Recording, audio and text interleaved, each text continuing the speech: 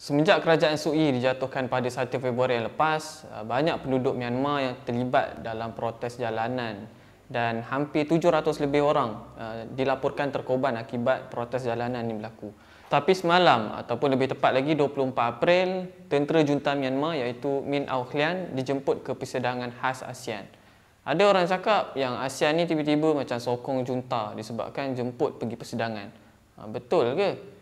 Kalau nak tahu betul ataupun tidak, tengok video ni sampai habis.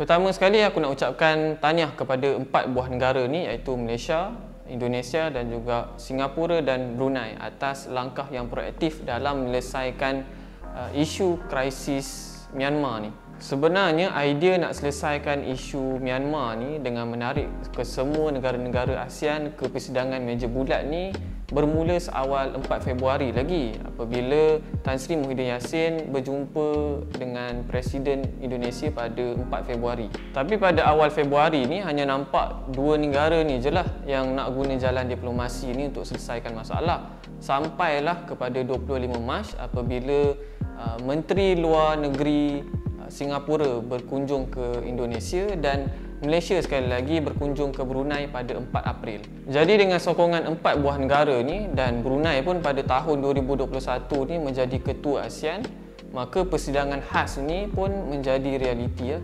Tapi ada juga pihak luar yang tak suka bila ASEAN jemput ketua junta ke persidangan ASEAN ni sebab nampak seolah-olah ASEAN ni mengiktiraf apa keganasan yang diorang lakukan di Myanmar. Bagi mereka, apa yang paling utama ialah kembalikan demokrasi kepada Myanmar. Demokrasi sahajalah yang akan menyelamatkan Myanmar dan akan mengembalikan keamanan dekat negara Myanmar tu. Bagi aku, statement ni adalah statement orang yang tak mampu nak melihat keutamaan sebenar dalam isu ni. Memang betul, demokrasi tu penting untuk kestabilan politik dan juga sosioekonomi Myanmar. Tapi nyawa rakyat mereka juga pun penting. Apa? Korang ingat untuk hapuskan sistem junta ni dalam politik Myanmar ni adalah kerja yang mudah ke? Bukan senang coy. Sebab sistem ni dah lama diguna pakai dalam masyarakat mereka. Kalau nak faham pasal sejarah politik Myanmar dan kenapa junta ni sangat berkuasa di Myanmar ni, korang kena tengok video Myanmar yang lepas. Apa yang paling utama sekarang ialah hentikan keganasan dan hentikan pembunuhan di Myanmar.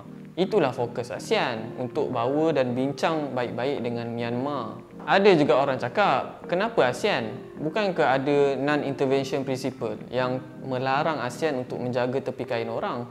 Soalan yang betul ialah, kenapa bukan ASEAN? Takkan kita nak panggil US untuk selesaikan? Ataupun China untuk selesaikan masalah ni? Pihak yang paling relevan dan dekat dengan Myanmar ialah ASEAN lah. Daripada dulu, ASEAN ni sangat berpengaruh dalam politik dan juga ekonomi Myanmar. Jadi kalau kena cara cakapnya, mesti ASEAN mampu untuk membawa Myanmar untuk kembali berfikir secara rasional. Kalau korang tak percaya, tengok je lah hasil daripada persidangan tu. Akhirnya, ketua-ketua negara ASEAN dan juga ketua Myanmar ni bersetuju untuk mencapai 5 perkara. Yang pertama, junta tentera Myanmar akan hentikan keganasan di Myanmar serta-merta. Dan yang kedua, mengadakan dialog konstruktif antara semua pihak yang terlibat dalam mencari penyelesaian. Ketiga, wakil ASEAN akan dilantik sebagai pemudah cara dalam proses mediasi. Keempat, membenarkan wakil ASEAN menghulurkan bantuan kemanusiaan. Dan yang kelima, membenarkan wakil dan delegasi ASEAN untuk berjumpa dengan semua pihak yang terlibat. Apa yang penting sekarang ialah ASEAN dah pun memainkan peranan mereka untuk menyelesaikan isu Myanmar ni.